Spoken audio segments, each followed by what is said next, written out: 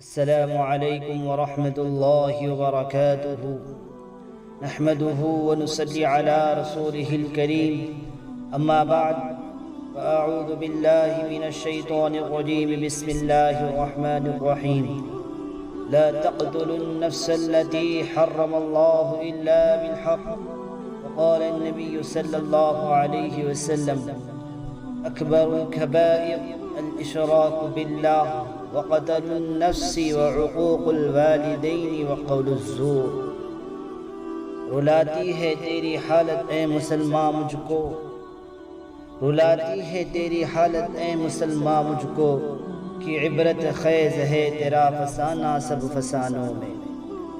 برادران ملت اور حاضرین مجلس، آج آپ ٹیلی ویژن اور اخبارات اسی طریقے سے موبائل پہ سنتے ہیں کہ فلاں جگہ دہشت گردی ہو رہی ہے، فلاں جگہ دہشت گردی پھیلانے کی کوشش کی جا رہی ہے.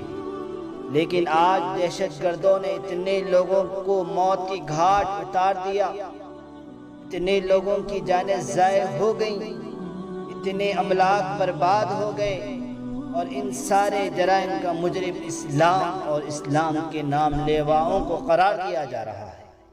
میں اس مختصر سے وقت میں آپ کو بتانا چاہتا ہوں کہ دہشت گرد کون ہیں، پوری دنیا میں دہشت گردی پھیلانے والے کون ہیں، دنیا کے امن و امان اور چین و سکون کو چھیننے والے کون ہیں، روئے زمین کے باشندوں کی نیند کس نے حرام کی ہے.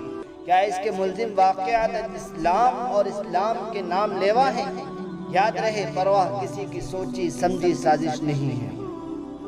دوستوں اور اسلام کے پروانوں، اسلامی تاریخ کے مطالعہ کرنے والے جانتے ہیں کہ اسلام نے ہمیشہ امن و شانتی کی دعوت دی ہے، صلح و آشتی کی دعوت دی ہے، آپسی محبت و الفت کی دعوت دی ہے، اخوت و بھائی چارگی کی دعوت دی ہے، میل ملاپ اور خیر سگالی کی دعوت دی ہے، نصیحت و خیر خواہی کی دعوت دی ہے، ظلم و زیادتی سے روکا ہے، فتنہ و فساد سے روکا ہے، حق طلبی اور حق ماننے سے روکا ہے، خواہ کے نزاعات سے روکا ہے.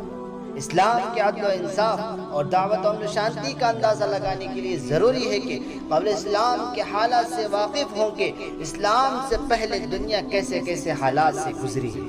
دوستو، چھٹی صدی عیسوی میں دنیا بڑی اضطرابی اور بے قراری کی حالت میں اپنے لمحات گزارا کر رہی تھی.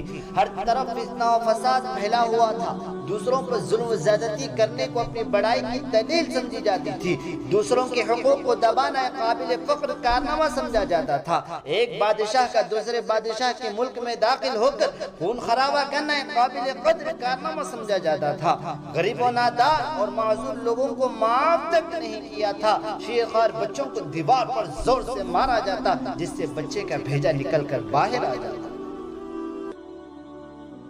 قیصر و کسریٰ کی تاریخ کسے معلوم نہیں، روم و ایران کی ویرانی کسے یاد نہیں، جنگ کلاب کے بے درد سے کون آشنا نہیں.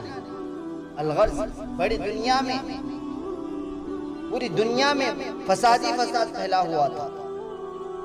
روم ہو یا ایران، پاکستان ہو یا ہندوستان، یورپ ہو یا ایشیا، روئے زمین کا کوئی خطہ ایسا نہیں تھا جہاں لوگ امن و شانتی کی زندگی بسر کر رہے ہیں. اسی حالت کو بیان کرتے ہوئے قرآن کریم نے کہا ہے: ظَهَرَ الْفَسَادُ فِي الْبَرِّ وَالْبَحْرِ بِمَا كَسَبَتْ أَيْدِي النَّاسِ.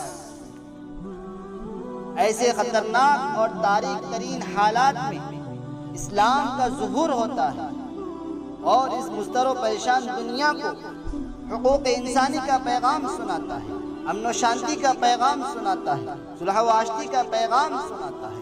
اسلام کہتا ہے صلح جنگ سے بہتر ہے چاہے جھک کر ہو. صلح حدیبیہ کی تاریخ کسے یاد ہے؟ مسلمانوں کو کس طرح اس نئے سفر راستہ میں روکا گیا. قرآن کریم کہتا ہے ناجائز کسی کو قتل کرنا جائز نہیں، کسی کے املاک کو ہلاک کرنا جائز نہیں، کسی پر ظلم و زیادتی کرنا فساد اور دہشت گردی ہے، اور اللہ تعالیٰ فساد اور دہشت گردی کو پسند نہیں کرتا. قرآن کریم کی ایک آیت امن کی دعوت دیتی ہے اور دہشت گردی سے روکتی ہے. لیکن آج میڈیا کے ذریعے اسلامی تعلیمات کو مسخ کرنے کی کوشش کی گئی، اسے دنیا والوں کے سامنے بدنام کیا گیا. جو امن و شانتی کا داعی تھا اسے دنیا کے سامنے مجرم بنا کر پیش کیا گیا، لوگوں کو اس سے نفرت دلائی گئی. خرد کا نام جنوں رکھ دیا جنوں کا خرد، خرد کا نام جنوں رکھ دیا جنوں کا خرد، جو چاہے آپ کا حسن کرشمہ ساز کرے۔ لیکن میں پوچھنا چاہتا ہوں کہ اسلام کو بدنام کرنے والوں، اگر اسلام ایک دہشت گرد مذہب ہے تو نبی کے زمانے میں دہشت گردی کیوں نہیں؟ ابو بکر کے زمانے میں دہشت گردی کیوں نہیں؟ عمر فاروق کے زمانے میں دہشت گردی کیوں نہیں؟ عثمان غنی کے زمانے میں دہشت گردی کیوں نہیں؟ علی حیدر کے زمانے میں دہشت گردی کیوں نہیں؟ خلافت بنی امیہ کے زمانے میں دہشت گردی کیوں نہیں؟ مغلیہ سلطنت کے زمانے میں دہشت گردی کیوں نہیں؟ جب ان کے پاس اس وقت قوت تھی، طاقت تھی، وہ دنیا کو تہ و بالا کر سکتے تھے، لیکن آج جب کہ وہ کمزور ہو چکے ہیں، ان کی حکومتیں ختم ہو چکی ہیں، وہ محکومی اور مخلوق الحال زندگی بسر کر رہے ہیں، ان پر دہشت گردی کا الزام کیوں لگایا جا رہا ہے؟ کیا اس کے پیچھے کوئی سوچی سمجھی سازش اور طے شدہ پلاننگ نہیں؟ روئے زمین کے مسلمانوں کے خون سے ہولی کھیلی کی گئی، مسلمان عورتوں کی عفت اور عصمت کو پامال کیا گیا اور کیا جا رہا ہے، ان کی آبرو ریزی کی گئی، ان کے دامن حیا کو تار تار کیا گیا اور کیا جا رہا ہے، لیکن کہیں سے اس کی بندش اور روک تھام کی آواز نہیں اٹھ رہی۔ میڈیا میں کبھی یہ نہیں کہا جاتا ہے کہ ان پر ظلم و زیادتی ہو رہی ہے، ان کے حقوق پامال کیے جا رہے ہیں۔ یہودی اور عیسائی کے لعاب دہن کی قیمت ہے، مسلمانوں کی خون کو قیمت ہے، اور اس پر ظلم بالائے ظلم یہ ہے کہ میڈیا میں اسے مجرم و خطاکار بنا کر پیش کیا جاتا ہے۔ لہٰذا پہلے یہ طے کرو کہ دہشت گردی کسے کہتے ہیں اور دہشت گرد کون ہے۔ کیا جان و مال کی حفاظت کا نام دہشت گردی ہے؟ عزت و آبرو کی حفاظت کا نام دہشت گردی ہے؟ اپنے وطن سے محبت رکھنے کا نام دہشت گردی ہے؟ اپنے وطن پر قربان ہونے کا نام دہشت گردی ہے؟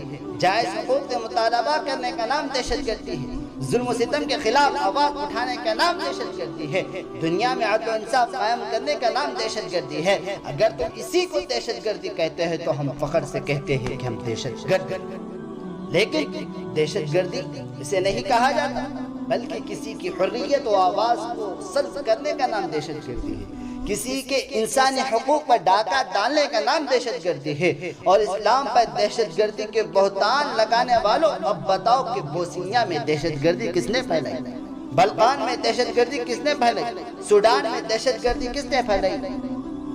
افغانستان میں دہشت گردی کس نے پھیلائی؟ گجرات میں دہشت گردی کس نے پھیلائی؟ فلسطین میں دہشت گردی کس نے پھیلائی؟